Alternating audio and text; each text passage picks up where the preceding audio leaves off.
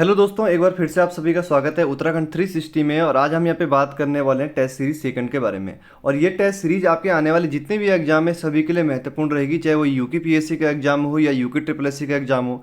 इसमें कुछ प्रश्न परीक्षावाणी से लूंगा मैं, कुछ प्रश्न अन्य बुकों से लिए जाएंगे और वही प्रश्न लिए जाएंगे जो बहुत महत्वपूर्ण होंगे। फालतू के प्रश्नों को यहाँ पर नहीं लिया जाएगा।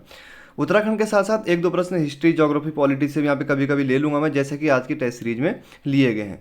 तो पहला प्रश्न यहाँ पे न्यूवे चैपल का युद्ध कब हुआ था। तो न्यूवे चैपल का युद्ध 10 से 13 मार्च 1915 का हुआ था। और ये न्यूवे चैपल नामक जो स्थान है ये उत्तरी फ्रांस में पड़ता है। तो हो सकता है कि कई अभ्यर्थियों ने ये प्रश्न अभी तक ना सुना हो, लेकिन लेक्चरर के एग्जाम में ये प्रश्न पूछा गया था।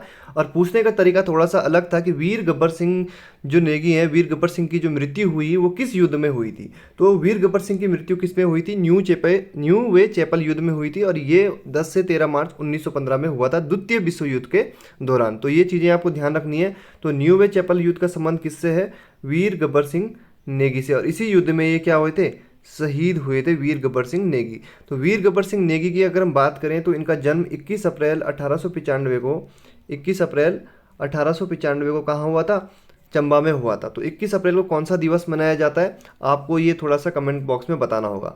साथ ही साथ न्यूवे चैपल के युद्ध के साथ साथ एक युद्ध बहुत महत्वपूर्ण है, रेजांग ला का युद्ध।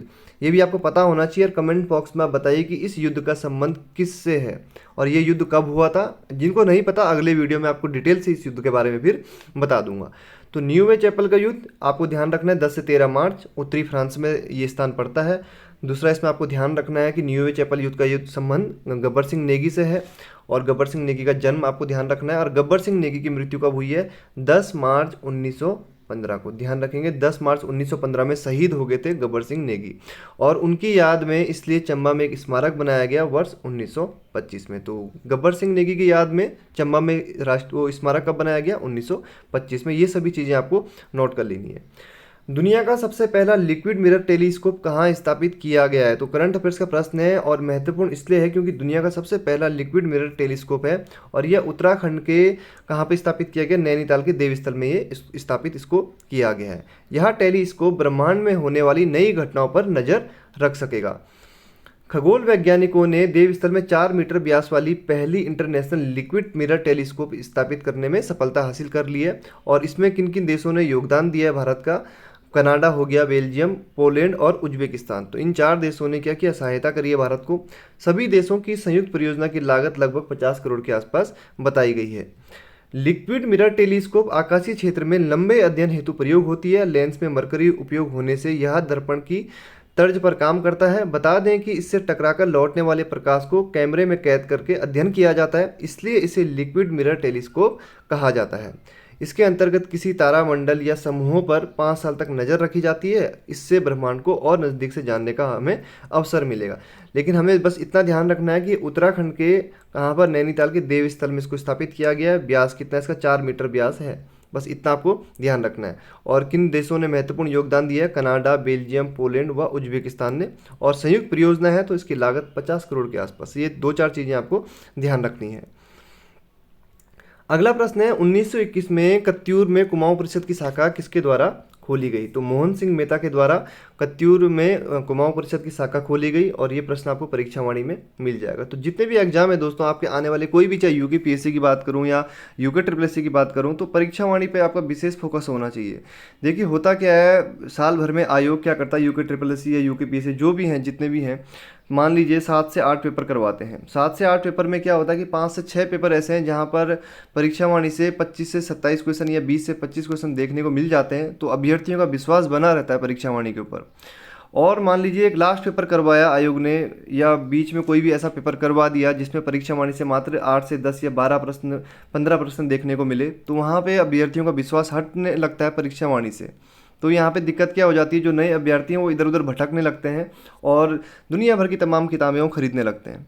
ठीक है, तो ऐसा नहीं है कि अगर एक पेपर में मान लीजिए कोई पेपर है उसमें 12 से 14 प्रश्न ही आपको देखने को मिलते हैं परीक्षावाणी से, आने वाले एग्जाम में जरूरी नहीं कि 12 से 14 ही देखने को मिलेंगे। तो फिक्स कुछ नहीं है ज़िंदगी में, टेम्पररी कुछ भी नहीं है। तो ये चीज़ आप अगर सोच लेंगे दिमाग में तो आपके लिए बेनिफिट रहेगा। तो ये मत सोचिए कि परीक्षा वाणी आप बिल्कुल किनारे कर देंगे। तो परीक्षा वाणी सबसे पहली बुक वही है जो आपको अच्छे से पढ़नी है। मैं बार बार यही कहता हूँ कि परीक्षा वाणी आपको अच्छे से याद होनी चाहिए, तभी आप दूसरी बुक्स की तरफ जाएँ, चाहे वो नए अभ्यर्थी हों या पुराने अभ्यर्थी हों।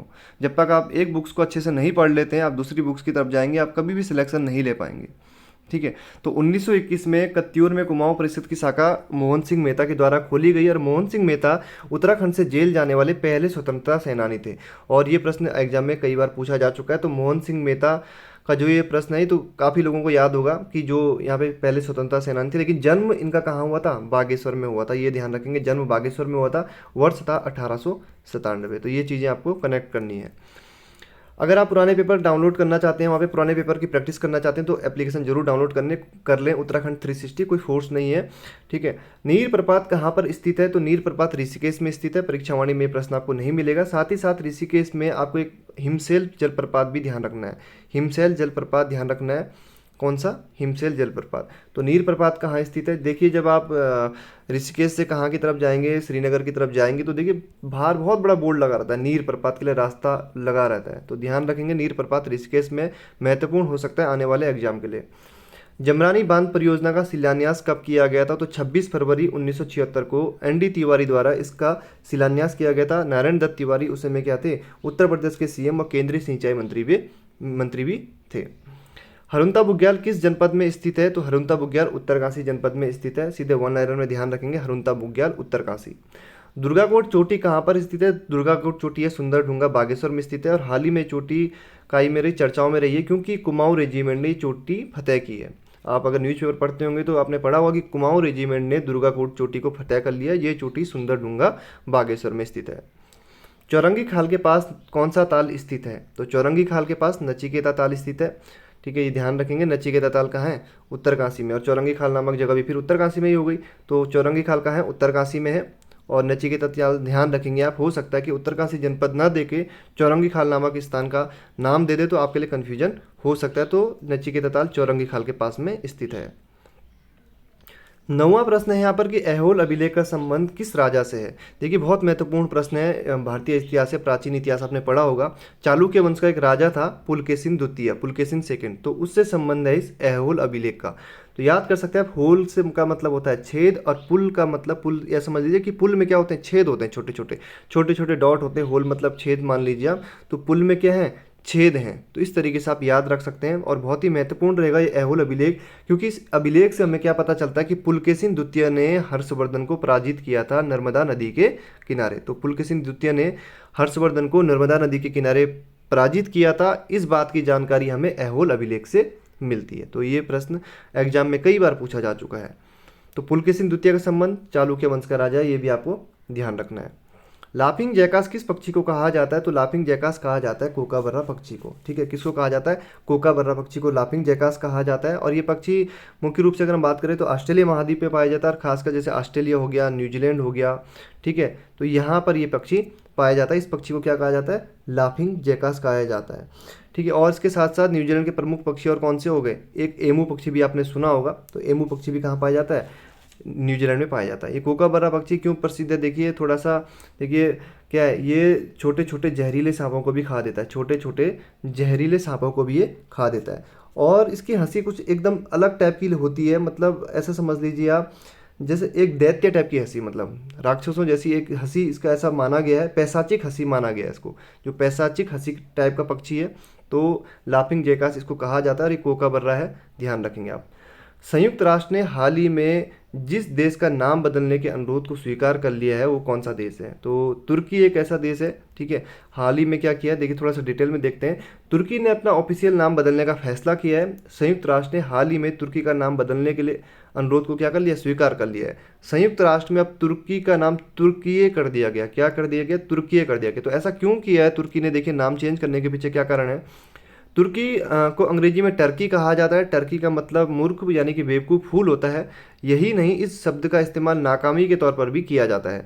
बता दें कि टर्की एक पक्षी का भी नाम है। इसे पश्चिमी देशों में खाया जाता है। इस कारण तुर्की को हीन भावना का सामना करना पड़ता था और कई बार गलतफहमी भी हो जाती थी। इसलिए तुर्की ने क्या किया, अपना नाम बदलने का फैसला किया और तुर्की अब उसका नाम हो जाएगा। संयुक्त राष्ट्र में तुर्की को अब तुर्की नाम कर दिया गया है। इससे पहले भी देखें हम, अन्य भी देश हैं जिन्होंने अपने नाम बदले हैं। नीदरलैंड ने विश्व में अपनी छवि को आसान बनाने हेतु हॉलैंड नाम हटा दिया है। तो प्रश्न देखिए, यहाँ से आपको कई चीज़ें क्लियर होती है। नीदरलैंड का प्राचीन जो पहला नाम क्या था, हॉलैंड नाम से उनको जानते थे। इसके अतिरिक्त मैसेडोनिया ने अपना नाम क्या कर दिया, उत्तरी मैसेडोनिया कर दिया है। तो ध्यान रखेंगे, मैसेडोनिया का नया नाम क्या है, उत्तरी मैसेडोनिया है। फारस ने साल 1935 में अपना नाम बदलकर ईरान कर लिया था। तो ईरान का प्राचीन नाम क्या हो गया, फिर फारस हो गया। इससे पहले थाईलैंड का नाम क्या होता था, सियाम होता था। तो देखिए थाईलैंड का प्राचीन नाम भी आपको यहाँ से सियाम हो गया। रोडेशिया को जिम्बाब्वे में बदल दिया गया। तो जिम्बाब्वे का प्राचीन नाम क्या था, रोडेशिया। तो ये प्रश्न एग्जाम में कई बार पूछे जा चुके हैं। अगर आप पुराने पेपर देखेंगे तो ये छोटे छोटे ऐसे प्रश्न हैं जो एग्जाम में गलत नहीं होने चाहिए। तो जिम्बाब्वे का पुराना नाम रोडेशिया। निखत जरीन का संबंध किस खेल से है, तो निखत जरीन का जो संबंध है वो बॉक्सिंग से है। भारतीय महिला बॉक्सर निखत जरीन ने 19 मई 2022 को इतिहास रच दिया। उन्होंने वर्ल्ड बॉक्सिंग चैंपियनशिप में स्वर्ण पदक जीता है। निखत ने 52 किलोग्राम कैटेगरी में थाईलैंड की जिटपोंग जुटामस को 5-0 से करारी शिकस्त दी। इतना वाले जरूरी नहीं, बस हमें ये ध्यान रखना है कि निखत जरीन का जो संबंध है वो बॉक्सिंग से और ये भारतीय बॉक्सर है। ठीक है, तो कैसी लगी आप सब लोगों को आज की टेस्ट सीरीज, कमेंट में ज़रूर बताएं आप। और आगे भी एक टेस्ट सीरीज चलती रहेगी। एक हफ्ते में 2 वीडियो या 3, अधिक से 3 वीडियो ही दे पाऊंगा आप लोगों को। ठीक है, धन्यवाद, मिलेंगे अगले वीडियो में।